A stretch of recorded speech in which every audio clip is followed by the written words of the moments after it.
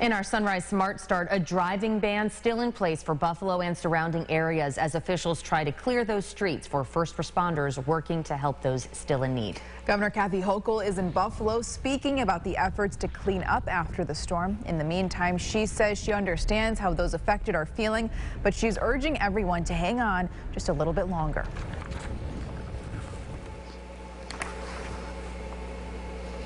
In the Buffalo storm, some people have also resorted to looting, either out of desperation or opportunity. Buffalo law enforcement say the vast majority of offenders are using the storm as an excuse to steal. They say nobody has been arrested on the charge as of yet, and that's because the charge requires police to observe people stealing, but most times people are gone by the time officers arrive as they are responding to bigger emergencies. Buffalo police are starting to resume more normal road patrols. Buffalo's mayor commented yesterday referring to looters as the worst of the worst. People who are out looting when people are losing their lives in this harsh winter storm is just absolutely reprehensible. I don't know how these people can even live with themselves, how they can look at themselves in the mirror. They are the lowest of the low. And from some of the pictures that we've seen in social media of these looters, they're not looting foods and medicines. They're just looting items that they want. They say the majority of this is happening in the city of Buffalo instead of the surrounding areas. And the freezing weather conditions in Erie County also leaving this restaurant in Hamburg covered in icicles. The restaurant is right on the lake, and the harsh drop in temperatures caused the splashing water to create stalactites. The owner says it acted as a barrier protecting the restaurant's foundation, but he's nervous due to how heavy the ice is on the building. Our area is now rushing in resources to help. State troopers putting up drone video showing those in need. Take a look at this.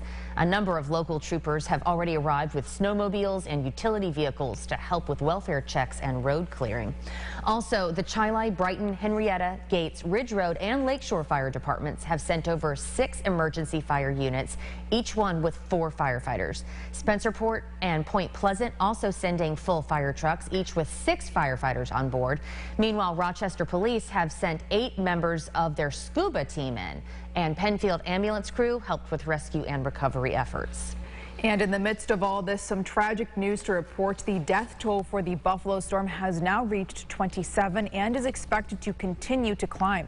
Erie County Executive Mark Poloncarz broke up the reasons behind those deaths. He says 3 were from EMS delays, 14 people were found outside, 3 from cardiac arrest while trying to shovel or snowblow, 4 from the lack of heat, and 3 people were found inside vehicles. And locally, we are still dealing with the damages of the storms we saw here in Rochester. A building at URMC's campus is in need of some major cleanup after a water pipe busted. For hours last night, crews were running hoses and dumping water from tubs outside the front entrance of the clinical research facility before turning it over to URMC's maintenance team. According to Rochester firefighters, a 4-inch pipe on the 5th floor burst, causing flooding through preceding levels and what they're calling extensive water damage. RG&E shut the power off to the building while crews located the pipe and sealed it off, believing it burst from being frozen over the weekend. Thankfully, no one was inside the building, we're told, at the time of the burst, and none of the staff or patients will be inconvenienced by the flooding. And another pipe burst in Rochester. As temperatures begin to rise, it's not unusual for previously frozen pipes to break. The Brighton Fire Department reports a pipe burst at Brighton High School, saying water was coming from the 3rd floor. All right, Liam. Let's check in now. Liam? We're both chomping at the bit to talk to Liam this morning. Popular today. It's because Liam's forecast is just so good. It's still in the 20s today. I don't know if it's that great. I mean, it's good by my standards. Just take the credit, Liam. All right, yeah, we'll take it where we can get it. Back into the 20s right now, 20s by this afternoon. We are still dealing with the occasional snow flurry for the morning commute, but for the most part, that begins to shut down as we head throughout the rest of the daytime today. Your afternoon drive looking a lot nicer, partly cloudy skies. We'll maybe even see some breaks some sun, maybe enough to warrant the sunglasses, but I still think it's going to be fairly cloudy throughout the daytime today. Temperatures throughout the day, of course, back into the upper 20s, about 27 degrees for our high, and then temperatures stay fairly high as we head into the overnight hours as we start to see things hold off as winds begin to move out of the south. All right, Liam, thank you. Good notes to take. And if you're heading out the door this morning, you should run into no issues locally. I'm not seeing any accidents on our local roads and all of our main arteries. 394, 95, 90 are moving on time. I-90 to our west, however, is still closed. That's from exit 46 in Henrietta all the way to the Pennsylvania state line border.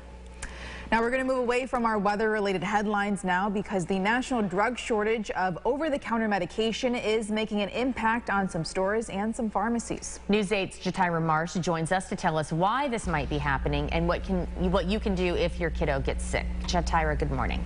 Casey, Amel, good morning. According to Medical Director of Fidelis Care, Dr. Lisa Moreno, it says it may be due to verifying ages and just overall safety precaution.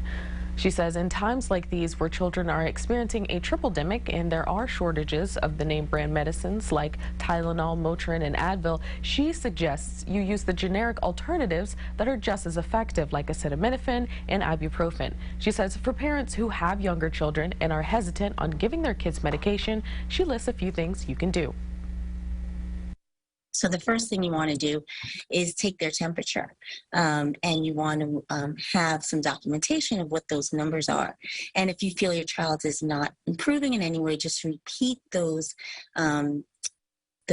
temperatures just to make sure to see if you have to give a call into your care provider, the pediatrician. Dr. Moreno adds that it's important to keep them hydrated, place a lukewarm wet cloth on their bodies, and make sure they get plenty of rest. Casey, Amel, back to you.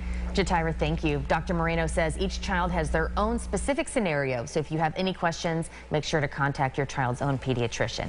Well, it's a nightmare for any bride-to-be. You pick out your dream wedding dress, and then that dress disappears. One area woman told News 8 she dropped her dress off at a tailor shop in Victor, only to find the shop shut down and her dress gone.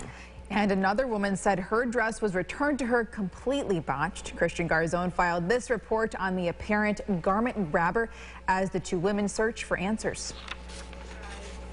Adrienne DeFazio has been planning her dream wedding for 2 years and has an official date in May of next year set to tie the knot. I purchased a beautiful wedding gown and loved it, fell in love the first time I saw it. She said she broke the bank to buy it, a once-in-a-lifetime purchase.